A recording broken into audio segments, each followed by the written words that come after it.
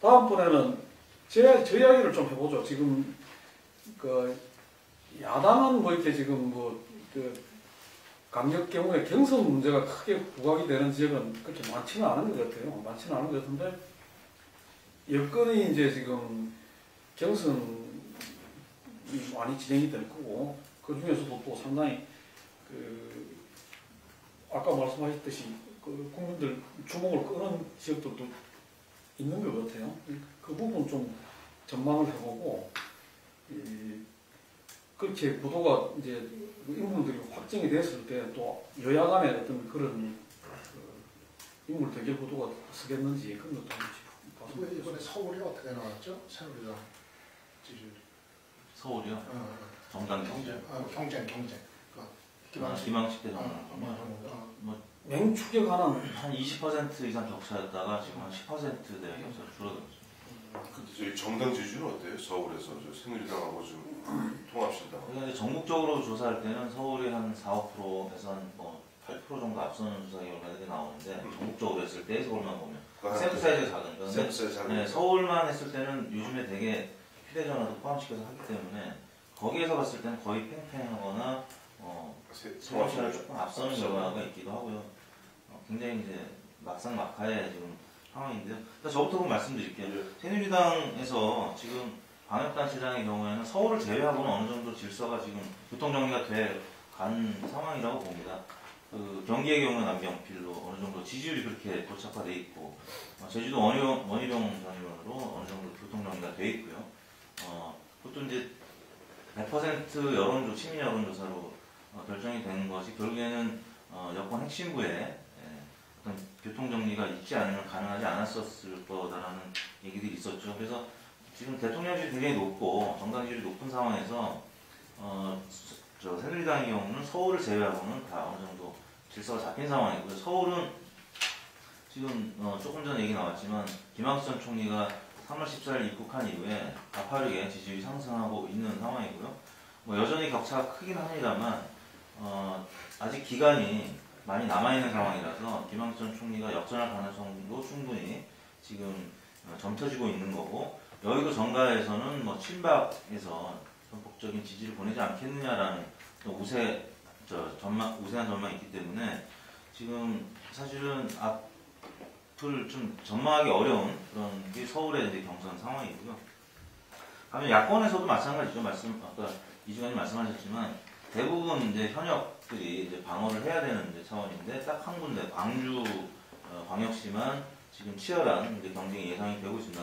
강원태 시장이 방어를 하는 입장에서 오늘 어제였나요? 이용섭 의원이 100% 시민 여론조사를 하자고 새누리당 제주와 같은 지금 원희룡 전 의원의 입장과 같은 얘기를 했습니다. 왜냐하면 지금 명분은 윤장현 공동위원장이 지금 방심해서 굉장히 취약하기 때문에 공정한 경쟁을 하기 위해서 얘기를 한 건데 결국에는 이제 본인이 이용섭 의원이 이제 시민 여론에서 가장 앞서고 있는 여론사들이 최근에 많이 발표가 됐었습니다. 강원태 시장이 이제 앞선 경우도 있었습니다만 최근 들어서는 강원태 시장이 주변 인물들이 법적인 사법 처리를 당하고 구속이 됐기 때문에 여론이 현재로서는 좋지 않다는 것을 지금 알고 있기 때문에 이제 시민 여론조사로 지금 가고 있고요. 나머지 지역들은 새누리당이나 민주당이나 새정치민주연합이나 지금 그다지 큰 경선 이렇게 치열한 경선이 진행되는 지역은 없는 것 같습니다. 물론 기초는 이제 다른 얘기지만 부산 대구도 대충 그게 나왔어요.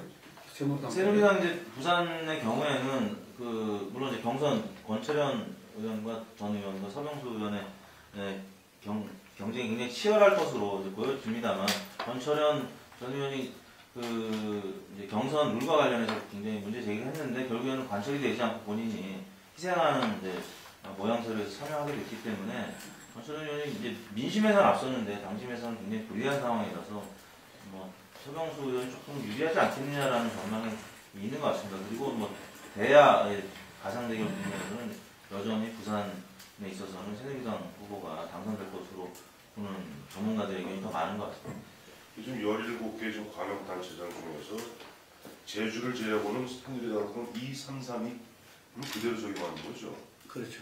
그러니까 대의원 20, 책임당원 30, 그다음에 국민참여투표 30, 여론조사 20. 사실은 그게 이 말이 좋아서 2, 3, 3이지 당신 80, 민심 20이거든요. 그 여론조사 20이라는 게 뭐 나머지 뭐 국민참여 뭐 경선 뭐 투표라고 그런가 이게 뭐 30%를 갖다 배정하고 있습니다만은 그 오른 사람이 누가 오겠어요 결국 그 당신 80이고 그리고 앞서 이제 부산 대구 말씀하신 대구 같은 경우는 좀 8명 후보가 난립하고 있고 그래서 뭐 이번 주 중에 컷오프가 될 거예요. 보니까 그 명수를 대부분 이제 새누리당 같은 경우 원칙적으로 3배수로 컷오프한다.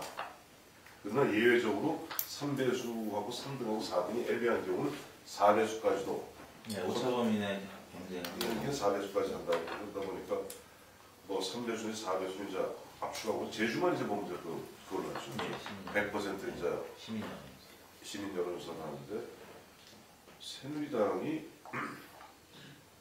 충청 지역인 거니 다 간단한 데가 없더라고요. 보니까 내부적으로. 대구 같은 경우는 좀 난리가 났어요. 8명인데 2명은 원래 떨어지는 분이지만 좀 상당히 서로 나머지 한 6분 내지 5분은 그래도 전현직 의원들인데 누가 그리고 제일 앞서 나가는 사람이 한 13%, 떨어지는 사람이 한 10%. 그러니까 그것이 거의 오차 범위 내에서 1, 2, 3, 4, 5등이 있으니까 이게 참 애매한데 그러니까 자칫 그 내부적으로 뭐 내용이 있을 법도 한데 그러나 대구 같은 경우는 새누리당 후보가 되는 것도 당선이니까 뭐 김부영 전 의원이 좀 출마하신다고 어제 공식적으로 발표했습니다만은 좀 대부분이 그렇고 그다음에 모르겠어요. 나머지 경기도도 아까 이제 말씀하셨는데 최근에 보니까 원유철 의원 같은 경우가 자 너는 일단 후보 단일화 하자 그랬는데 정병구 의원이 좀 거기에 대해서 그건 아니다. 일단 뭐 대화하게 하자 하는 입장이니까 그렇게 보면 원유철, 정병구, 남경필, 김영선 전 의원까지 4자 대결을 했을 경우는 남경필 의원이 좀 유리한 것만은 뭐 부정할 수 없는 사실이죠. 문제는 서울이 보니 새누리당은 4월 10일 제주 경선을 갖다 필두로 해서 4월 25일 서울 경선을 끝으로 일단 후보를 다 선출하지 않습니까? 30일 아닌가? 30일인가? 30일 남았어요. 닷새 늦췄나? 뭐 원래 4월 25일, 30일. 4월 30일. 이게 뭐로 나왔다 30일 바뀌었어요. 그러니까 이제 보면 그 30일을 왜 놓쳤을까요? 퀴즈요. 그건 왜 기방식에서 시간을 벌어주는 거예요. 그렇죠. 닷새 시간을 또 벌어주는 것이고 앞서 말씀하신 대로 내 차례 권역별 합동 연설회죠. 이번에 토론회가 아니라 연설회 토론회. 연설회죠. 합동 연설회하고 TV 토론도 있잖아. 다음에 3차례 TV 토론. 그 합의했을 경우 지금 앞서 나가는 정몽준 의원이 꼭 안심할 거는 못 돼요. 앞서 말씀드린 2, 3, 3, 2 이러던 그 경선 규칙에다가 계획에다가 뭐냐 48개 지금 서울 지역구 중에서 지금 36개가 이른바 친박이랍니다. 그리고 나머지 12개가 이른바 비박이래요. 현역 의원도 현역 의원은 많지 않습니다. 원외 진단. 아니 48개에서 38개, 6개. 36개. 36개. 뭐죠? 후보 진영 쪽에서 공이라고는 인정하더라고. 그래서 서로 3대 1이에요. 그러니까 친박이 3이고 비박이 1이야. 그리고 이런 경우 과연 정몽준 의원 지금 여론조사, 국민들 여론조사상은 높이 나오지만 과연 보면 좀 거세게 따라붙고 있는 기방에서 거기다 시간을 닷새씩이나 연장해준 이런 상황에서 정말 예측 불가할 가능성이 있고 때문에 지금 이혜웅 최고 같은 경우는 이미 지역을 또 하필이면 이사하면서 저 동작에다 옮겨놨잖아요. 지난 연말에. 그러니까 좀 정몽준, 이혜웅, 이번 미략설, 뭐 연대설 나올 수밖에 없는 거. 우리가 친박 중에 일부 나오니까 그래서 심지어는 이혜웅 전 최고 캠프 이런 얘기도 나와요. 컷오프 하면은 안 된다. 근데 지금 서울에 3분만 나온 게 아니거든. 새누리당에. 그렇죠. 정명도 있고 그다음에 누구 뭐 육군 중령 이성봉인가 6명이 나와 있어요. 그래서 정명이도 새누리당 후보고 그럼요. 무슨 소리야? 새누리당 입당했어요. 입당해서 경선한다고. 그래서 지금 보면 이혜원 쪽에서 가장 두려워하는 그림이 뭐냐니까 2배수로 압축할까봐 두려워해요. 그러니까 지금 여론조사하면은 거의 3강상강하지만 정확히 얘기하면 2강 1중 다약이잖아요. 그러니까 중하가 약을 다 빼버리게 될 경우를 가장 두려워합니다. 그러니까 이혜원 전 최고 입장에서는 어쨌든 본인이 들어가야지 거기서 뭐 흔한 얘기로 마터가 가능하고 거기서 정몽준 쪽으로 뭔가 좀 힘을 보태주는 가운데 자기는 정몽준이 경선에서 이기도록 만들면 후보로 등록하는 순간 저 정몽준은 빠질 때거든요. 그럼 7월 30일 날 동작에서 재보궐선거 있을 수밖에 없습니다. 그러면 본인은 보궐선거 나가면 되니까 그런 식으로 교통정리되기 때문에 지금 정몽준 의원이나 이의원 최고 같은 게 각자 주판을 튕기면서 복잡한 계산하고 있고 또 뭐 정몽준 의원 같은 경우는 좀 시민 여론조사가 높으니까 근데 뭐 정몽준은 요즘 해피한 것 같던데 내가 보기에는 서울시장 안 돼도 지금 손해보는 게 하나도 없는 것 같아. 그렇게 하겠어요. 개망신이지 뭐. 아니, 그 점이 중요한데. 조금 이따가. 지금 대선 후보 1위로 올랐어요. 그것도 아니 근데 예를 들어서 좋다 이거예요. 경선 4월 30일 경선에서 그 기방식한테 졌다. 그때도 그 대선 후보일까요? 아니죠. 아니지. 오히려 피해자의 이미지가 생기기 때문에 금방 이야기했잖아요.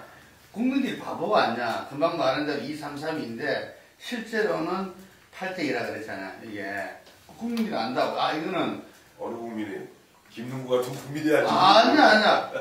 박근혜가 김항식을 당선시켰다. 이게 그 정몽준 하면 견제하려고 이걸 알기 때문에 마치 우리 그런 거 있잖아. 그 대통령과 그 다음에 거기에서 그 2인자 견제받는 2인자 이런 것 때문에 나는 정몽준은 이번에 예선에서 되든 안 되든 본선에서 되든 안 되든 자기로서 전혀 손해볼 게 없는 게임이라. 저는 근데 황 의원님 입장에 동조하는 게요. 지금 서울시장의 후보로서 지금 새누리당 입장에서는 지원을 해주는 거고 2등, 3등을 달리고 있는 여권에서 김무성, 김문수가 지방선거와 무관하기 때문에 지금 표가 정몽준한테 몰려있는 겁니다. 잠시 표가 몰려있는 거라고 보시면 될 것 같고요. 만약에 김항식한테도 지면 저는 정치 생명은 끝이라고 봅니다. 전혀 그렇지 않아요. 전혀 그렇지 않고 그 전에 잠깐 그 뭐 이혜훈 최고 이야기를 했는데 호주 뭐 경선 그 누구지? 이혜훈 최고가 날짜. 지금 정몽준한테 예를 들면은 어떤 식이든지 연대 뭐 협조 뭐 이런 부분으로 되지는 않는다 저는 봅니다. 왜냐하면 기본적으로 친박이고 그 지역은 이런저런 가능성 속에서 옮기는가 어쩌든가 모르겠지만 물론 자기들 말은 정몽준 이 대표가 이 출마 안 한다고 해서 옮겼다 이런 이야기도 하지만 그것보다는 오히려 울산에 김기현 의원이 후보될 가능성이 큽니다. 근데 김기현의 지역구가 자기 시아버지였던 누구죠? 하여튼 전 의원 자기 시아버지 지역구라 이게 그래서 글로 간다는 이야기가 많거든요. 그래서 저는 지금은 박명호가 걸로 간 거 아닙니까? 그래서 지금 울산시장 한 아니, 박명호 사퇴해가지고 지역으로 간다고 이야기를 한 거고. 그런데 하여간에 지금 이훈 최고는 제가 보기에는 어쨌든 마지막 박근혜 대통령하고 끼를 가능성이 있다. 마지막 그거를 할 가능성이 있는데 오히려 지금 현재 제가 듣는 이야기로는 청와대 쪽에서 자꾸 보자 나누자 하는데 이혜원은 자기는 지금은 그냥 완주다 이 입장 이외에는 없다 라고 캠프에서도 일절 뭐 이타 여타 에 나와서는 안 된다고 그걸 하고 있다고 그럽니다. 이혜원 최고는. 그리고 정몽준은 정몽준 대표 입장에서는 2002년대도 대선 출마를 했고 그 다음에 지난 12년 그때도 너보다 경선 룰 때문에 포기를 했잖아요. 이게 그러면 그분은 어쨌든 간에 대권이라는 부분들을 처음부터 생각하고 정치를 시작했고 지금 7선이 된 마당에 사실 자기는 서울시장을 주저했던 것은 다른 게 아니고 이 서울시장이 혹시 자기 대권 가도에 걸림돌이 되고 이게 족쇄가 될까 그것 때문에 고민했던 거거든요. 그런데 왜 결심을 했냐? 왜 결심을 했냐면은 이게 경선에서 지든 이기든 본선에서 지든 이기든 이게 자기 대권 가도에 걸림돌과 족쇄가 안 된다는 판단을 했기 때문에 그랬다고. 물론 그게 틀릴 수도 있죠. 금방 말씀대로 이 지나고 나니까 이제 이 정몽주의 헛바이네. 혹은 당에서 절대 지원 안 하네.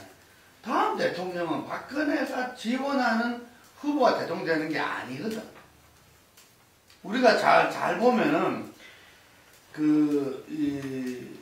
살아있는 권력, 현직 대통령이 방해를 했어도 안 되지만, 하지만 박근혜도 그랬고, 이 노무현도 그랬고, 처음부터 뭐 현직 대통령이 그 후보를 지원 지지해가지고 만들어내는 이런 사람이 된 적이 없어요. 왜냐하면 그 사람들은 국민적인 그러면 이 민심을 못 얻는다고. 오히려 대통령하고 일정 각을 세우고, 예를 들면은, 그럴 때 뭔가 이 국민적인 어떤 지지가 가능하거든요. 그래서 이 정몽준 이 대표 같은 경우는 저는 이기면 이기는 대로 부가 있고, 예를 들면은 열심히 했다고 다음 안 오고 그 다음에 오든지 하겠죠. 근데 지금 지는 대로 마치 그 좀 이렇게 피해자 탄압 뭐 예를 들면은 이런 이미지를 가지고서 자기들이 또 한 판의 대선 선거를 걸 수 있다라고 판단했다는 거죠. 예, 뭐 이야기도 좀 길어졌는데 그 정도 하고 대충 이제 아까 말씀대로 그 여야의 어떤 그런 그 후보 예정된 후보는 대충 이제 4월달이면 잡힐 것 같습니다. 그냥 그 이야기가 덜 불어가지고 그 우세 지역, 열세 지역 해갖고 예산 판세를 한번 좀 한번 짚어보죠.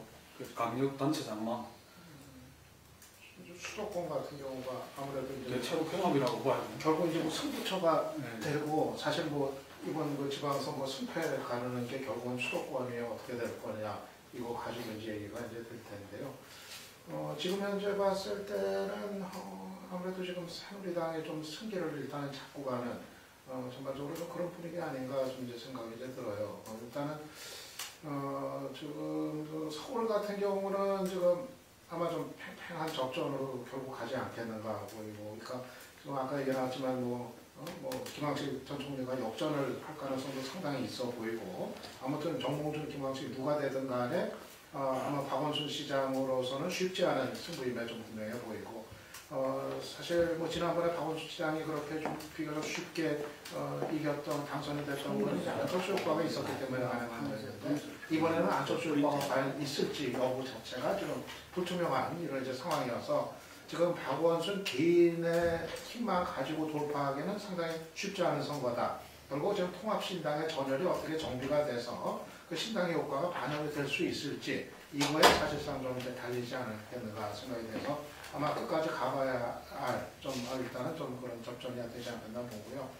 그리고 경기 같은 경우는 지금 야권의 그 신당 쪽 주자들이 다 지금 남경필 의원한테 뒤처지는 이런 상황이고, 가장 유력한 인물로 꼽았었던 김상곤 전 교육감 같은 경우도 상당히 지금 간격을 지금 벌어져 있는 그런 이제 상황이기 때문에 역시 개인의 힘만 가지고 돌파하기는 좀 쉽지 않아 보여요. 결국은 김상곤 지금 전 교육감도 지금 그 경쟁력에서 떨어지는 부분을 사실은 수도권에서 신당 쪽이 안철수, 박원순, 김상곤이 좀 이렇게 묶여가지고 좀 새바람을 일으키는 이런 캠페인이 먹혀 들었을 때 이게 가능한 건데, 지금 통합신당 자체가 난력을 겪으면서 그 부분이 살아나지 못하니까 그 상태면은 역시 김상곤 전 교육감도 개인의 힘만 갖고 돌파하기는 어렵고 결국 이제 당에 달려있다 이렇게 봅니다.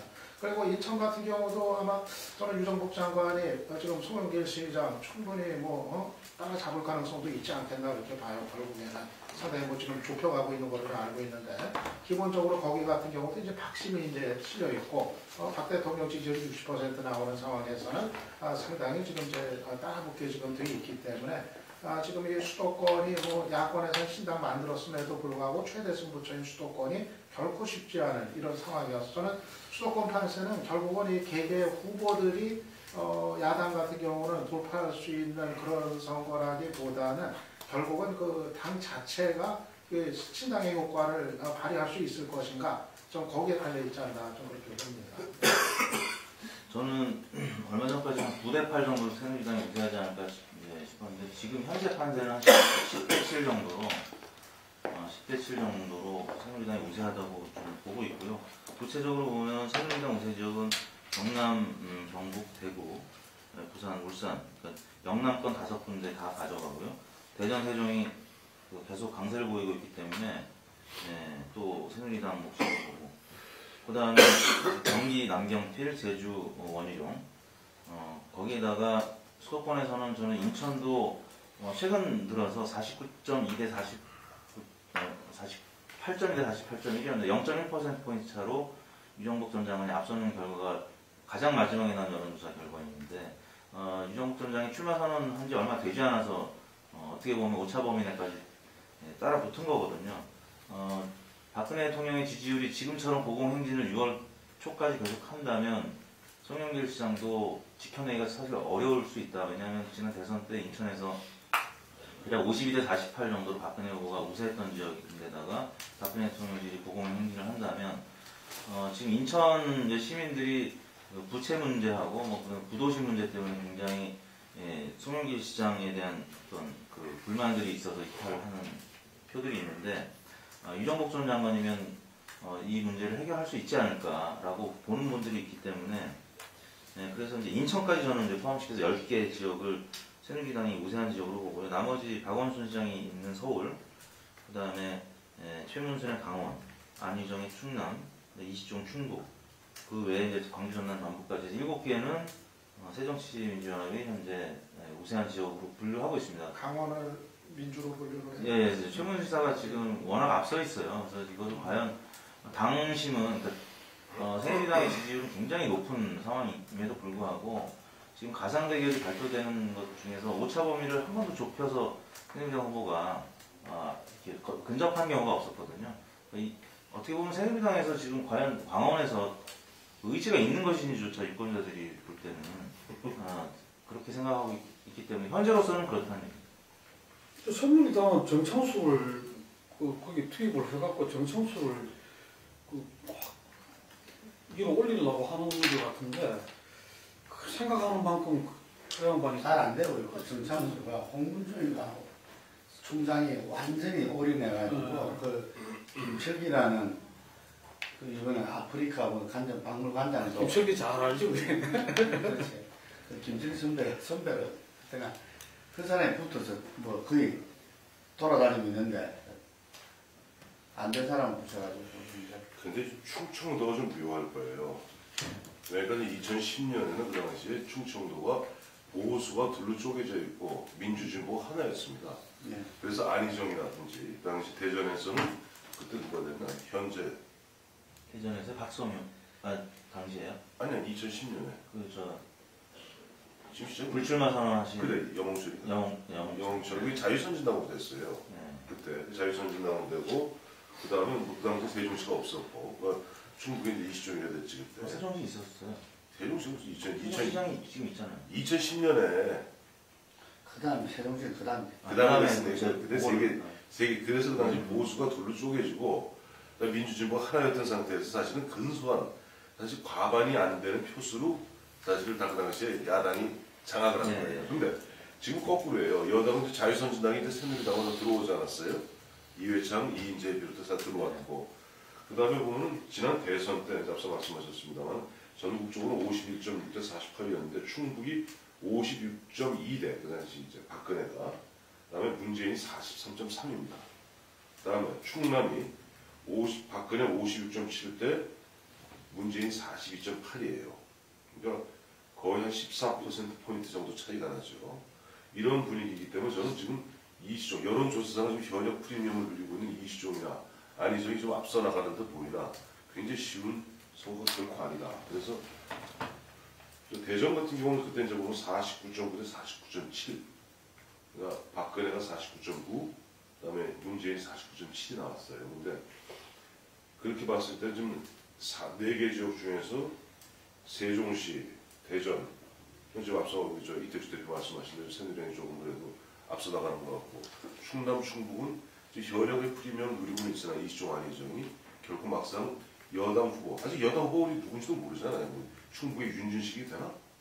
충남에 누가 되나? 이런 정도 이야기일 뿐이지 결정이 안 됐다고. 그러니까 4월 중순 중에 나름대로 후보가 결정되고 봤을 때 앞서 우리 유청선 박사 말씀하신 대로 지금 박근혜 대통령 지지율 60%가 넘지 않습니까? 물론 뭐 조사 기간 좀 다르긴 합니다만은 이번에 또 보면은 헤이그 갔다 오고 하면 좀 더 오를 거란 말이에요. 그럼 그런 상황에서 쭉 만약에 한 4월, 5월 계속 갔을 경우는 충남, 충북도 민주당이 수비하기에 지금 이제 앞으로 통합신당이 수비하기에 굉장히 버거운 지역이다. 좀 그렇게 보고 있습니다. 근데 저는 이번 선거에 알게 보니 좀 그런 게 어디 보는 게 있던데 2004년도에 2002년도에 그 박근혜가 미래연합 해가지고 결국 안 되니까 접고 다시 한나라당 들어갔다가 2004년도에 그 탄핵 정국 시절에 천박당사로서 어쨌든 그 한나라당 이렇게 121석인가요? 그걸 지켜냈잖아요. 그때부터 선거의 여왕이라는 타이틀을 받았는데 이번 선거에 어쨌든 간에 지금 이 통합신당하고 새정치민주연합이 됐지만 과연 안철수가 선거의 왕이 될 수 있을까? 예를 들면 지금 우리 유 박사님이 이야기하신 대로 서울에서도 경기에서도 뭔가 아까 통합신당의 효과가 어느 정도 되느냐에 따라서 예를 들면은 새정치연합이 새누리당에서 접전 내지는 이렇게 우세를 점할 수 있다. 그 플러스 알파 힘이 없으면 안 될 거라는데 난 그게 당이 아니라고 봐요. 지난 2004년도에서 이 한나라당이 지켜낸 게 그 한나라당이 아니라 박근혜라는 존재가 그렇게 했다. 이게 이 자기 지지자들 다시 재결집시키고 이래 해놓은 거죠. 그랬을 때 지금 수도권에서는 금방 대선 분석을 하시면서 우리 한태순 위원께서 말씀하시는데 이 지난 대선으로 보자면 서울에는 한 3% 정도 이겼고 경기에 1% 지고 인천에 한 3% 정도 졌어요. 예를 들면은 이 승부가 그렇게 이제 났던 거죠. 이걸 봤을 때는 실제로 전부 다 접전 상황이죠. 우리가 뭐 여론조사 그걸 보면 전부 다 박빙 속에서 승부가 더 났던 거기 때문에 조금만 하나 이렇게 100가지 중에 하나만 어느 쪽으로 기울으면은 그걸로 승부가 날 수 있는 그런 상황이다. 지난 대선 결과를 봤을 때도. 그러면은 이번에는 이게 이 새누리당에서 하는 그런 경선 효과, 거기에서 어떤 후보들의 어떤 정몽준, 김항식, 남경필, 유종복이라는 이거 어떻게 말하면은 지금 새누리당에서는 정말 올인해서 자기들이 놓은 최선의 어떤 이 후보를 내놓은 거란 이야기죠. 그랬을 때 거기에 맞붙는 어떤 이 야당의 후보로서 이렇게 박원순, 김상근, 김진표, 뭐 송영길 이분들이 붙었을 때 지금 이 후보들만 붙었을 때는 이 2004년하고 달리 이 박근혜는 대통령이기 때문에 자기가 선거에 전면적으로 나서지를 못한다고. 하지만 아랫게는 보면 7시간, 8시간 생중계 때리고 지금 아까 말한 대로 해관부 정상회의 갔다 오면 또 오를 거고 그때도 뭔가 계속 대통령의 직무 활동 자체가 뭔가 힘을 줄이라고 봐요. 이랬을 때 야당은 플러스 알파가 있지 않으면 안 된다.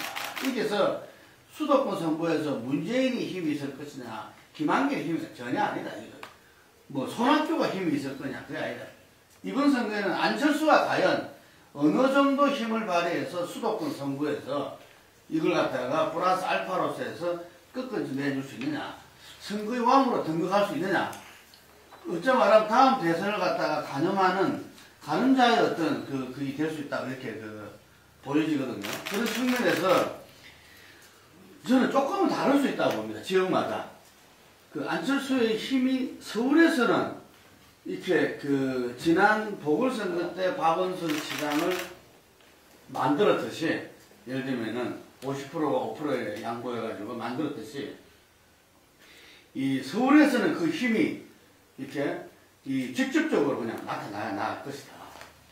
근데 경기 인천은 안철수의 힘이 그보다는 조금 덜하게 나타날 것이다. 이렇게 보거든요. 그래서 서울은 지난 대선 결과에서도 그렇고 이번에 그래서 뭐 저는 서울은 엄청난 박빙과 접전 속에서도 새정치연합 쪽에 부가 있을 수 있다. 이런 생각이 들고 경기도는 지금 김상근 전 교육감이 이렇게 기분 좋은 출발을 못했어요. 제가 볼 때 이 사람이 기분 좋은 출발, 기대했던 것보다는 이렇게 오히려 이렇게 뭐 틀에 좀 이렇게 매여 있는 이런 모습을 보였기 때문에 제가 생각할 때 경선에서도 쉽지 않다.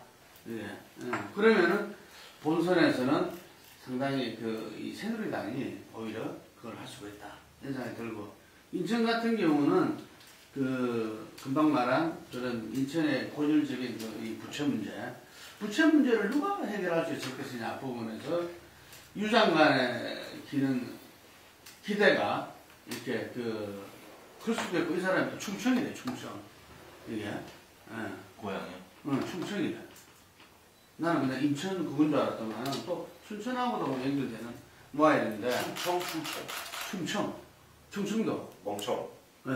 그래서 춘천인 줄 알고. 춘천. 그래서 저는 인천이 오히려 이렇게 접전에 이렇게 있을 수 있다. 그런데 왜냐하면 워낙 지금 늦게 출발을 했기 때문에 이게 그런 상황으로 본다면은 거의 지금 이제 양쪽이 팽팽하다.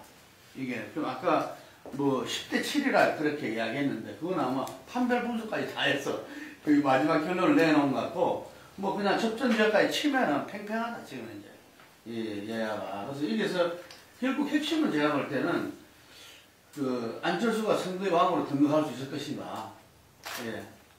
그런 부분들이 가장 이번에 수도권 선거에 전체 지방선거 결과에 가장 중요한 포인트가 아닌가 싶습니다. 이 롤러코스터 탄 느낌입니다.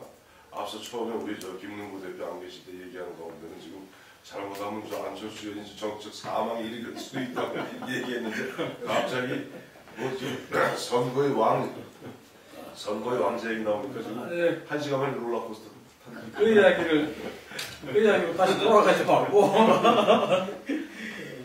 어떻습니까? 지금 아까 잠시 이야기 나오다 말았는데 이제 지역마다 이렇게 쟁점이나 이슈들이 나올 건데, 근데 문제는 이제 뭐 지방선거다 보니까 지방 이슈들, 서울의 같은 용산 개발이다, 또 경기도 무상교통이다, 이런 문제들이 갑니다만, 전번에 경기도에서 무상급식 문제가 나와갖고 이게 이제 지방선거 전체에 좀 영향을 미치는 그런 거였는데, 이번엔 무상교통은 그렇게까지는 아닌 것 같아요. 이제 오히려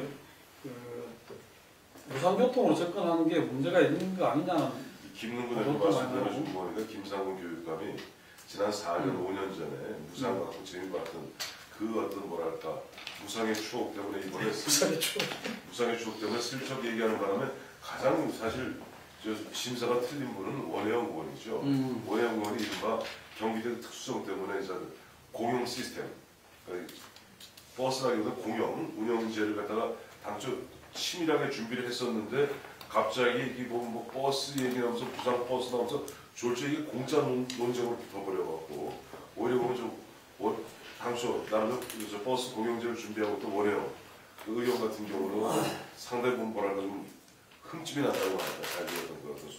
나고 또 오늘 경제 전문가 이제 김준표는 흠집이라기보다 지적 소유권에 약간 좀 치대를 당했죠. 사실 방송에서 좀 거시기합니다. 완전 뒤통수 맞고 똥바가지 뒤집어 쓴 느낌일 거예요. 그런데 이번에는 아마 보니까 무상교육의 후과에 대한 평가들이 있기 때문에, 물론 무상급식 그 자체의 문제도 문제지만 그것 때문에 한정된 재원을 그쪽에다 주는 바람에 이렇게 못했다는 이런 어떤 부작용들에 대한 많은 논의가 있기 때문에 부산버스는 더 이상 크게 주요 쟁점으로 떠오를 것 같지는 않아요. 진짜는. 그리고 앞서 말씀하셨던 용산 문제도 일단 보니까 정몽준 의원 측에서 한번 노이즈 마케팅 비슷하게 한번 질러봤는데 거기에 대해서 항상 김황식 전 총리 같은 경우 총리로서 그걸 만져봤던 사람 아닙니까? 그러니까 이건 현실적으로 좀 어렵다는 부분에 대해서 이야기를 지르니까 정몽준 의원도 당장 보면 어제죠? 그저께 공약을 바꿨죠. 북한산 관광벨트하고 먼저 서울 중심의 비즈니스 센터 만들겠다는 식으로 틀면서 용산 문제는 오히려 쟁점이 안 될 가능성이 있다. 근데 야당에서 이게 지금 저거와 관련해 갖고 아까도 말씀했습니다만은 이 국정 문제라든가 또 이제 뭐 지금 얼마 전에 대통령이 규제 철폐가 마치 이제 경제의 최대 현안이고 무슨 그냥 이렇게 하는 문제나 이런 부분에 대해서 좀 이거 자체를 제대로 대응을 하고 선거 쟁점에서도 이게 이슈를 제대로 만들고 해야 되는데 그걸 너무 못하는 거 아닌가요 지금? 보면 좀 한심하다 싶을 정도인데. 너무 못하는 것도 있고, 근데 또 동시에 그거로서 또 기대할 수 있는 효과의 또 한계도 또 있고, 뭐 이제 그런 것 같아요. 그러니까는 기본적으로 이제 정치적인 이슈를 가지고 얼마만큼 이 선거전에서 여당한테 이제 우위를 점할 수 있을 것인가. 이것이 지금처럼 이제 너무 그냥 이제 손을 놓고서 다 창당에 이제 덮여버려가지고 이 상태에서 완전히 그 무기력증에 빠지는 것도 이제 문제고. 근데 이제 또 반대로 지금 신당 같은 경우가 거기에 또 그렇다고 해서 앞으로 승부를 건다고 해서 그거 가지고 판세를 그거로 바꿀 수 있을 건가 했을 때는 또 일정한 또 이제 한계는 또 이제 예상이 된단 말이에요. 뭐 지금 내내 겪었듯이 뭐 국정원 문제 1년 내내 그렇게 공격을 이제 했어도 박 대통령 지지율이 꼼짝도 하지 않는 뭐 이제 이런 이제 환경 이런 속에서 결국 이제 또 이제 그런 문제가 이제 되는 건데, 그러니까는 정치적인 견제나 그 이제 공격을 하면서도 동시에 좀 가장 피부에 와닿는 문제들 이런 것들을 이슈화시키는 게 이제 좀 필요할 것 같아요. 뭐 정말 국민 그 실생활과 관련해서 가장 밀접하게 좀 피부에 와닿는 문제 어떤 것들이 있을지, 뭐 좀 뭐 기초연금 문제 지금 꼬여 있는 것도 사실은 해법이 필요한 이유가 뭐 그런 맥락에서 지금 사실은 기초연금 문제도 오히려 야당이 지금 이것도 이제 마찬가지로 아까 그 무공천 문제하고 마찬가지로 거꾸로 지금 돼버린 그런 이제 모양새인 것 같아요. 사실은 기초연금 후퇴 공약을 제대로 안 지킨 거는 지금 이제 여권인데, 그런데 반대로 오히려 야당이 발목을 잡아서 지금 연금 지급이 안 되고 있는 것처럼 몰리는 이제 상황이고, 뭐 이런 문제에 관한 문제 해법의 어떤 뭐 이제 도출이라든가 뭐 우선 그런 게 필요해 보이는데, 저는 그래서 경기지사 선거에서 이 교통정책 문제는 상당히 이제 관심사임에는 분명한 것 같아요. 대체로 이 경기 지역에서 이 대중교통의 어떤 불편함 이런 거는 굉장히 이제 피부에 와닿는 문제이기 때문에 아마 이 공약들에 대한 비교 과정 이런 것들은 뭐 있지 않겠는가, 상당히 관심사인 데는 분명하거든요. 그래서 저는 어떻게 보니까는 김상곤 교육관 것도 뭐 이제 말은 되는 것 같아요. 이렇게 현실성 뭐 다시 이제 진전되고 내는 거 보니까 이게 공약으로 내고는 또 가능하겠다 생각 들면서, 또 원외 의원 내는 거 보니까는 또 상당히 치밀하더라고요. 뭐 별의별 게 다 들어있더라고요. 뭐 사전 뭐 좌석 예약 버스 운행이라든가 뭐 대학 통학버스 운행 같은 거, 그런 게 아주 반짝반짝한 아이디어들이 있더라고요. 뭐가? 원해요. 그래서 상당히 그런 게 관심을 끌 수도 있겠다. 이거를 좀 잘 끌고 가기에 따라서는 뭐 그런 생각도 이제 좀 들고, 그래서 아무튼 좀 정말 뭐 정치적인 이슈와 함께 뭐 동시에 정말 국민 유권자들이 광범하게 자기 문제로 좀 받아들이는 이런 문제들을 또 이슈로 좀 삼아나가는 게 필요하겠다 생각을 합니다. 조금 전에 우리 이전배께서 이제 보면 왜 지금 야당에서 보면 규제 문제라든가 또 서울시 간첩사 공무 증거 조작 의혹 이 문제 갖고 왜 좀 건을 못 만드냐. 근데 이 규제 문제는 보니까 정부 여당에서 먼저 이슈를 선점해 버렸어요. 그리고 김한길 대표 처음 보니까 나쁜 규제, 좋은 규제 얘기했는데 그게 잘 안 와닿고 당장 국민들의 귀에 와닿고 하는 것은 신문에 나왔고, 9년 동안 끌었던 이번 푸드트럭 다시 10분 만에 고칠 수 있더라. 이런 거가 와닿거든요. 그러니까 지금 규제 같은 거는 그래요. 지금 보니까 저 조사 중에 봤더니 현재 2014년 현재 지금 규제가 15,305건이 됩니다. 15,305건이 되는데 역대 98년부터 규제개혁위원회에서 98년부터 이 등록 규제를 등록하기 시작했거든요. 그때가 98년 1,185건이었는데 DJ 정권 1년 차에도 99년에 7,128건으로 떨어져요. 역대 DJ 정권이 그나마 규제개혁이 가장 성공한 정부로 기록되는 게 여기 있습니다. 그러니까 규제는 보면 크게 이제 보면 정말 보면 악성 규제가 있고 불가피한 규제가 있죠. 근데 불가피한 규제 필요합니다. 필요하지만 규제가 전혀 없을 수는 없는 거예요. 근데 이 규제 문제 갖고 전선을 형성하기에는 지금 너무 애매하다. 또 아까 말씀하셨던 유성 이 건도 지금 애매한데, 유성을 얘기하려면 당장 뭘 얘기해야 되냐니까 김씨 61세 협력자 김씨 얘기를 안 할 수가 없는 거예요. 김씨가 보면은 간첩 맞다. 근데 내가 조작했다. 이 두 가지예요. 유서를 갖다 일단 받아들인다면은 그러면 여기서 논쟁부터 진영 이것을 선거 쟁점화 시켜버리면 진영과 싸움이 되면 아직까지는 보수가 이깁니다. 숫자가 많기 때문에. 그렇기 때문에 야당에서 이 문제 갖고 본격적으로 전을 펴기에는 뭔가 좀 부담스러운 측면이 있지 않겠는가 저는 그렇게 봐요. 근데 전번 달에 우리가 이제 자담회를 하는 과정에서 국정원이 만약에 이게 그 세 가지를 조작하는데 어느 선에서든 개입한 게 확실하다고 드러날 경우에는 뭐 그때 미구동성으로 책임을 반드시 물어야 되고 국정원 개혁 원점 불합리하고 보여주죠. 네, 그렇게 이야기를 했었는데 문제는 지금 뭐 어제 뭐 조사받다가 근가장이 나는 사람이 뭐 자살을 시도하고 했다는데 여러 가지 복잡한 이 과정들이나 그게 있습니다만 국정원이 어떤 행태로든 이게 개입을 한 거는 이제 드러난 거라고 봐야죠. 봐야 되는데 문제는 최고 책임자고 뭐 남재준부터 해가지고 어느 누구도 지금 제대로 한 사람 저걸 안 하고 있다고. 근데 국민들 눈에 보기에는 국정원이 문제가 있지만 뭐 이대로 가겠다는 거 아니냐 그렇게 보이신다고요. 근데 야권에서 뭐 특검 이야기하고 뭐 한두 번 하다가는 또 그냥 유하무야 넘어가 버리는 이런 식으로 비치니까 야권 지지자들 이게 뭔가 이 문제가 심각하고 이게 있어서는 안 되는 반인권적인 그거 아니냐 하다가도 이게 그 결집이 안 되는 거죠. 지금 제대로.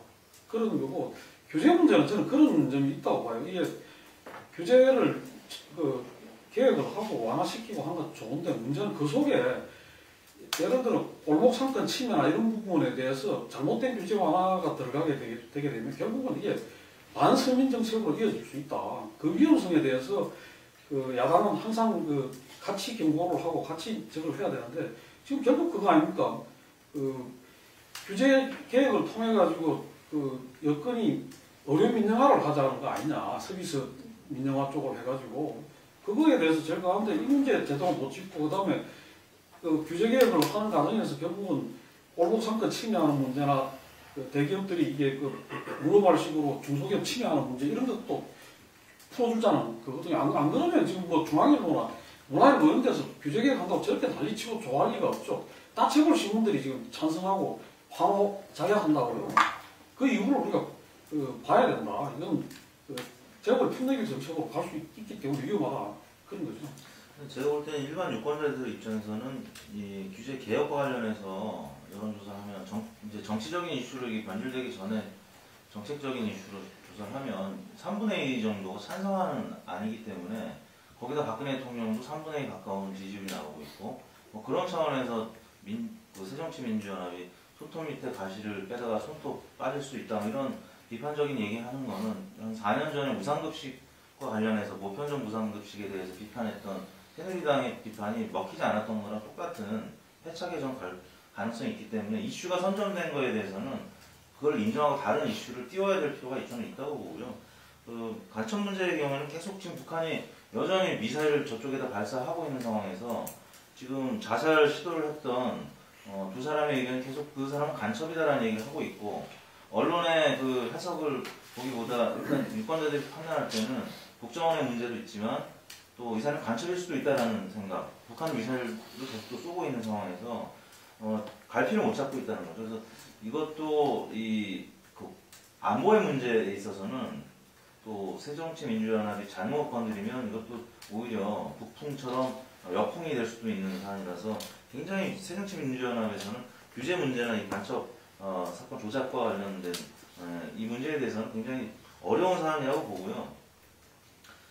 그런 차원에서 이제 뭐 무상 그 버스도 이제 나온 얘기 같은데 이런 것들도 계속 이슈가 진화하는 과정에서 또 포퓰리즘이 사실 연하야나 다 있었죠. 근데 그런 과정에서 원혜영 의원이나 김진표 의원이 반박을 하고 나섰다는 점에서는 이미 이 무상버스는 사실상 공영 대중교통제에 전 패했다고 봅니다. 그래서 원혜영 의원이 훨씬 더 정교하게 준비를 해왔다는 걸 유권자들도 이미 느끼고 있고 그런 차원에서 여론조사를 지난번에 JTBC에서 했을 때는 무상버스가 반대가 70%나 나왔어요. 그러니까 제가 볼 때는 이미 김상곤 교육감은 출발이 굉장히 안 좋게 됐다는 점은 또 부인할 수가 없는 것 같고 그런 차원에서는 조금 더 원혜영 의원이 준비했던 좀 민생과 굉장히 결부되면서도 정교한 정책을 유권자들이 보기 시작했다라고 저는 보고 있습니다.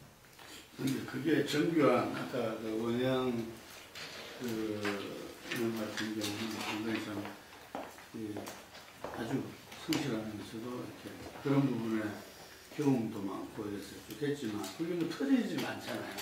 예를 들어서 그래서 그게 참 한계인데 제가 볼 때는 그래요. 아까 말한 규제라든지 뭐 국정 관련된 부분들은 야당에서 지금 이제 그 어떤 거라도 하더라도 국민적인 반향을 크게 얻기가 어렵다. 금방 이야기한 대로 이 북쪽에서 계속 이 말한 대로 미사일 쏘고 어쩌고 뭐 이런 상태에서 70% 이상이 거의 다 불안감을 갖고 있는 상황이 어렵다냐. 규제 부분도 어쨌든 사람들이 국민의 정부 참여정부에서도 규제 개혁을 하려고 얼만큼 노력을 했더랬어요. 근데 규제라는 것은 뭐 좋은 규제도 있고 나쁜 규제도 있지만 아까 말한 대로 이것이 결국은 재벌 이익을 옹호하는 거 아니냐라는 거지만 그것보다는 사람들이 어쨌든 간에 규제 자체는 사람들이 기본적으로 싫어.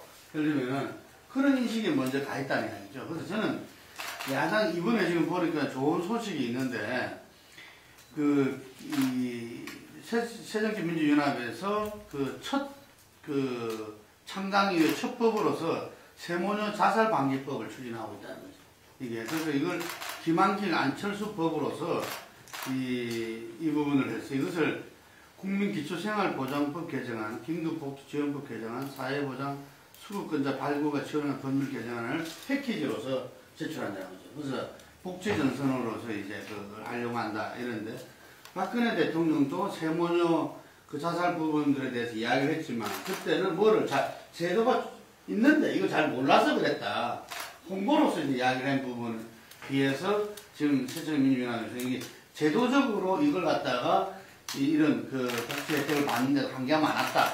그래서 그 한계를 갖다가 극복할 수 있도록 이런 법안을 제출했다는데 저는 그렇게 생각해요. 지금 오바마도 지금 이제 다음 선거를 위해서 이 최저임금 문제를 갖다가 가장 중요하게 하려고 한다는 거고 지난 그 대선 때도 보면은 이 건강보험 개천국제 실시 이 문제를 가지고서 어쨌든 대선을 치렀잖아요. 이게 뭔가 치명적인 어떤 정책 우리가 2010년대에 보면 야당이 무상급식으로서 어쨌든 간에 이 지방선거를 전체적으로 이렇게 이끌어냈듯이 이번에도 그런 것들이 필요한데 저는 점차 양극화가 더 심화되어 가고 있고 결국은 이 양극화에 대한 해결을 갖다가 새누리당과 이 새정치민주연합이 어떤 식으로 내놓느냐. 그랬을 때 정말 새누리당이 어떤 그 재벌과 예를 들면은 일부 그런 기득권 세력을 옹호하는 정당인지 아닌지 그리고 새천년민주연합이 정말 다수의 어떤 국민들의 어떤 이 질곡을 갖다 해결할 수 있는 대안을 내놓고 하는 정당인데 저 그 판단을 한다고 봐요. 그래서 지금도 그걸 고민하고 아마 연구 중에 있을 것이다 생각하는데 이런 세모녀 자살 방지법 이런 것들이 저는 상당히 그 출발로서는 좋다고 이렇게 봅니다. 그래서 우리가 지금 우리 사회에서 뭐 어떤 측면에서 민생에서 가장 하나로 찝자면은 저는 양극화 아닌가 이렇게 싶고 이 부분에 대해서 양정당들이 경쟁적으로 할 수밖에 없는데 요는 지난 총선 대선처럼 경제 민주화나 복지 이 부분에 대해서 실제로 민주당이 먼저 자기들이 이야기했다 말다 하지만 국민들이 그 부분을 해낼 수 있다고 선택한 건 박근혜였거든요. 새누리당이었다는 거죠, 이게. 그래서 이런 점에서 민주당이 이게 대해서 어떤 정책을 내놓고 하더라도 결국은 국민들이 그 정책을 실현할 수 있는 정당을 어디로 고르냐. 저는 그 부분이 중요하다. 그런 차원에서 이번에 무슨 핵방어법, 원자력 방어법, 원자력 방어법 이런 것들을 갖다가 예를 들면 방송법을 갖다가 개정을 통과시키지 않는다 이걸 안 한다 예를 들면 연계해서 이런 부분들이 많은 사람들한테 그냥 짜증나게 만드는 민주당 야당에 대해서 저는 이런 부분들을 한번 이 정부 여당의 어떤 그런 모습을 갖다가 드러내는 거는 드러내도록 하고 그 다음 그걸 갖다가 흔쾌히 그렇게 해주면서 저 당은 이렇게 필요한 부분들은 얼마든지 협조하고 또 자기들 또 인정하고 하면서 정말 그거한 부분들은 목숨 바치구나 이렇게 생각이 들도록 해야 되는데 지금까지 국민들이 생각하는 아주 부정적인 그 야당의 모습을 여전히 그대로 보이고 있다는 이야기인 거죠. 이랬을 때는 뭐 어떤 정책을 내놓더라도 다 뺏겨버린다. 그 정책을 내놓더라도 실제 그 정책을 실천을 해낼 수 있는 신뢰를 못 받는다는 이야기죠. 이게. 저는 이 점이 어떤 좋은 정책을 내놓는 거하고 보다도 더 중요할 수 있다. 그래서 예. 뭐 이슈나 쟁점 관련해서도 이야기를 해봤는데 결국은 그런 거였습니다. 지금 선거가 한 70일 앞으로 다가왔는데 여건은 뭐 이렇게 지금 그 경선 치르면서 후보 확정되면 큰 변화 없이 가지 않겠나 가지고 야권은 뭐 창당 또 창당 이후에 이렇게 아까 한참 우리가 이야기했던 기초무공천 문제를 어떻게 최종적으로 결론을 내릴지 이것도 지켜봐야 되고 그 다음에 또 이제 지금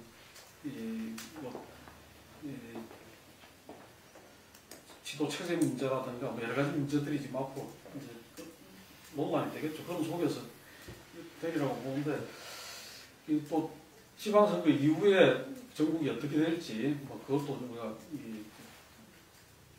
아까 극단적으로 자칫 잘못하면 선거 망치게 되면 안철수 의원 같은 경우에 치명상을 입을 수도 있다 뭐 그런 이야기까지 나왔습니다만 뭐 그런 것까지 염두에 두고 상황을 봐야 될 것 같습니다. 마지막으로 한 말씀 하시고 마무리를 짓도록 하죠. 저는 이번 지방선거 전국에 이제 남아있는 좀 유동적인 변수는 여쪽보다는 이제 야쪽이 아니겠나 생각이 들어요. 지금 말씀하신 대로 여쪽은 사실은 뭐 어느 정도 변수들이 다 이제 뭐 고정이 이제 좀 된 것 같고요. 큰 뭐 변화가 있을 건 없을 것 같고 결국은 이 지금 야권 그 통합신당이 내부적으로 어떻게 재정비를 하느냐 여기에 사실은 좀 달려 있는 거 아닐까 그 판세라고 하는 것이 그 생각이 들어요. 일단 막 여기 나온 것처럼 기본적으로 정치적인 심판 논리가 목표되는 데는 한계가 있는 선거일 것 같고 이번 선거 역시도 뭐 대통령 지지율 60% 나오는 상황에서 뭐 이 국정원 문제 같은 경우는 분명히 뭐 야당이가 맞는 얘기인데 검찰 수사도 국정원 벽에 부딪혀가지고 특검해야 된다는 얘기고 그 증거조작 문제가 간단한 문제가 아닌데 이게 또 국정원 논란 어떤 피로증 같은 게 있고 또 이미 내내 계속됐던 논란이 얼마나 먹혀들지 불투명한 상황이고 결국은 뭐 민생 문제에 대한 어떤 기본적인 이제 능력, 달라진 능력을 보여주는 거 하고 그리고 또 하나는 진짜 어떤 좀 새로운 모습을 이제 보여주는 뭐 이제 그런 게 될 텐데 아직 뭐 기간이 남아서 더 보긴 해야겠습니다만 창당하고 이제 지켜봐야겠지만 아직까지는 특히 그 이제 새로운 모습 부분에 대해서 좀 상당히 좀 오히려 기대에 못 미치는 이런 모습으로 지금 이제 나타나고 있는 상황이어서 아마 문제는 그 내부적인 여러 가지 뭐 어수선함 이 상태에서는 지금 뭐 신당 같은 경우가 선거를 총력적으로 제대로 치른다는 것 자체가 좀 성립이 안 되는 것 같고 어떻게 창당 이후에 좀 빨리 좀 내부 전열을 정비를 하고 그리고서 좀 이제 좀 본격적인 행보를 보이느냐 뭐 이게 이거에 달려있지 않나 생각합니다. 저는 이제 내일 모레 창당되게 됐을 때 안철수, 김한길 안철수 두 공동대표가 좀 7사9시의 정신으로 돌아와서 일단 6사 지방선거에서 이길 수 있는 최소한 방어할 수 있는 그런 어떤 뭐 진영을 갖추었으면 해요. 구체적으로 말씀드리면 처음에 나왔던 이야기 기초 문제, 기초무공천 문제 심각하게 고민하면서 또 보면 계속 문재인 의원을 비롯한 친노참 배제하려는 듯한 그런 어떤 소리들이 나오는 것은 그런 바람직하지 않다. 그래서 그런 측면에서 마침 문재인 의원이 그 문제를 제기했기 때문에 허심탄회하게 한번 이야기를 나눠보고 또 뭐 발상의 전환으로 다시 이번에는 하여튼 일단 공천하고 뭐 장기적으로는 일단 무공천으로 가자 하는 식으로 발상의 전환을 했으면 좋겠다는 생각입니다. 이제 여당, 야당 나눠서 좀 말씀을 더 드리고 싶은 게 여당은 지금 뭐 계보가 친박 뭐 이런 계보가 사실상 무의미할정도로 친박 중심으로 재편돼 있고 뭐 그렇기 때문에 친박 인사들이거나 아니면 그 당선 가능성이 높은 중진 차출론에 의해서 어느 정도 질서가 갖춰졌다고 보는데 이 야권의 경우에는 지금 그 안철수 신당 측과 민주당 측이 계속 경선 룰도 아직 정해지지 않은 상황에서 마치 4년 전에 한나라당을 이제 돌이켜보는 듯한, 예를 들어서 친인 친박으로 나뉘어져서 국민도 속고 나도 속았다는 그런 균열이 있을 가능성이 굉장히 농후하게 저는 보고 있고요. 그런 차원이기 때문에 아까 말씀드린 그 10대 7 정도, 충남, 충북 저도 동의합니다. 굉장히 어려운 선거임은 분명하고요. 지켜내는 입장에서. 그럼에도 불구하고 지금 지형이 그렇기 때문에 2010년과 굉장히 그 다른 양상으로 여당에 유리한 선거가 치러질 가능성이 있고, 그렇기 때문에 지방선거 이후에 안철수, 김한길 대표의 체제가 굉장히 지금 현재로서는 날씨로는 굉장히 흐리다라고 볼 수가 있을 것 같고, 최고위원 집단 지도체제가 이제 없어지고 뭐 당대표 중심으로 두 사람 중심으로 선거 치렀을 때 패배를 하게 되면 그러면 지방선거 이후에 지금 잠복되어 있는 갈등이 굉장히 이제 골문 상처가 터져서 친노 진영의 반격이 있지 않을까, 저는 그렇게 전망을 해서 안철수 의원을 김한길 대표 두 지도 분은 저는 굉장히 지금 어려운 상황이다. 그리고 지방선거 이후도 쉽지 않다 이렇게 보고 있습니다. 근데 이번에 그 통합의 결단이 보면은 국민들이 아까 어느 국민이냐고 우리 황 의원께서 이야기하셨는데 누구? 그냥 둘 다 막바지 몰리다가 어쨌든 서로의 어떤 이 어쩔 수 없는 선택을 했다 이렇게 다들 보거든요. 이게 그래서 거기에 대한 이 효과가 실제로 처음에 반짝 나타났다가 지금은 이 어느 여론조사 보니까 그 전에 있는 당 지지율보다도 더 낮게 이런 그 측면도 있는데, 저도 이번 지방선거에서 아까 선거왕 등극하느냐 이야기했지만 뭐 그렇게 그 둘의 이 통합의 효과가 크게 나타날까 부분에 대해서는 그렇다고 확신하지는 않아요. 그렇지만 제가 아까 이야기했거는 이기려면은 이게 이길 수 있는 조건이 안철수가 선거의 왕으로 그게 버금가는 어떤 역할을 해낼 때 가능하다. 이렇게 이제 그 말씀을 드린 건데, 과연 그게 이런 이야기. 그럼 안철수는 지금 이제 그렇게 새정치하고 제3의 정당, 기득권 정당들하고는 함께 안 한다 했다 들어갔는데, 뭐냐 이거지. 그랬을 때 보니까 이미 이전부터 그런 이야기가 되어왔다. 이런 이야기고, 또 한편으로는 김한길한테 당한 거 아니냐. 뭐 이런 이야기도 있고, 하여간에 민주당이 최근에 금년 초부터 계속 새정치 뭐랄까 혁신을 통해 발표하고 이랬잖아요. 그런 부분들을 갖다가 하나의 가정으로 서로들 이렇게 함께 공유했던 것 같고, 그러면서 명분을 잡고 이랬던 것 같은데, 하여간에 저는 다른 것보다도 확실하게 어떤 권력 의지랄까, 어떤 대권으로 가는 길에 대한 좀 현실적인 선택을 했다. 이게 그래서 원보다는 현찰을 챙겼다. 이런 이야기를 할 수가 있는데, 과연 그랬을 때 현실적인 정치인으로 이 대중 정치인으로 거듭나려면 선거에서 힘을 가지지 않으면 안 되죠. 저는 문재인 지금 의원이 지난 총선에서 거기에서 자기가 아니라 예를 들면 그 벨트에서 부산 선거에서 예를 들면은 한 4석이라도 만들어냈다면은 지난 대선은 전혀 달랐을 거다. 그걸 못 해냈기 때문에 자기가 어떤 선거에서 뭔가 자기 지역구뿐만 아니라 나중에 보면 자기 지역구도 지키려고 고비 내에서만 서울도 못 올라오고 이런 상황이 발생했다는 거죠. 그래서 저는 이번에 만약에 안철수가 박원순을 갖다가 딴 거는 차치하고 서울시장을 못 만들어내면은 이건 끝났다 이렇게 봅니다. 아까 이야기한 대로 이게. 근데 나는 서울시장은 해낼 수 있지 않을까 이렇게 생각하는데, 과연 본인이 이제는 현실 정치인, 현실적인 어떤 이 대선 주자로서 어떤 걸 할 건가, 아마 그게 굉장히 제일 고민이고, 저는 이번 지방선거의 한 포인트는 안철수에 있다. 이게 지난 이 대선과 함께 선거는 어쨌든 안철수 현상이 계속 남아있기 때문에 안철수에 있다 생각이 들고, 이 박근혜 대통령 역시 우리가 지난번에 다 이야기했던 것 같은데, 과연 이제 박근혜가 후보 정리를 이 선거에 할 그런 타이밍이 이제 올 것이다. 이렇게 이야기를 했잖아요, 그때도. 그래서 역시 쫙 정리를 했어요, 지금 전국적으로. 이 제주까지, 예를 들면은, 원희룡까지도 해서 여론조사 경선에서 정리를 쫙 다 해놨죠. 서울, 경기, 인천도 이렇게 다이내믹하게 이렇게 해냈고. 그래서 과연 이번 지방선거가 만약에 지금 이제 현재 예측대로 하면은 접전인데 약간 새누리당 우세한 이런 상황입니다. 이게 이대로 가서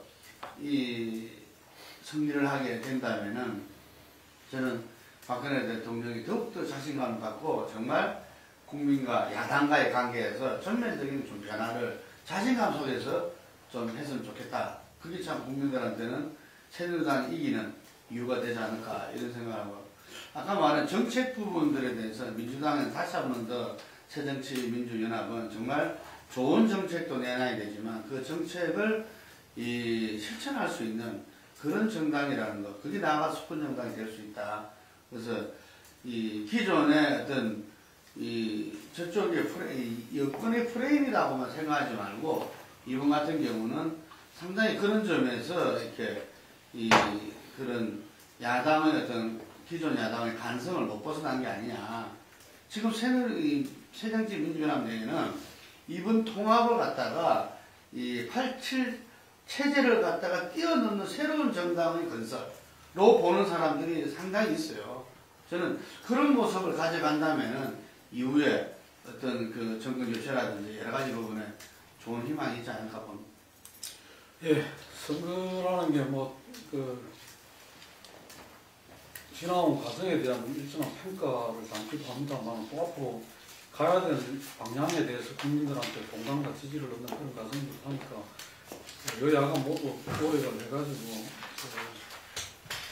지방 정부를 뽑고 지방의 어떤 의회를 구성하는 선거에서 그 선거 결과가 국민들의 삶에 어떤 보탬이 되는 방향으로 작용될 수 있기를 기대하면서 앞으로 한 70일 과정이 남았으니까 좀 더 지켜보고 다음 달쯤에는 이제 구체적으로 이제 확정된 후보 구도를 가지고 좀 25일 지나고 해야 돼. 30일이네.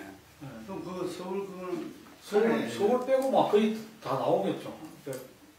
이야기를 하는 그런 과정이 될 것 같습니다. 긴 시간 감사합니다. 네.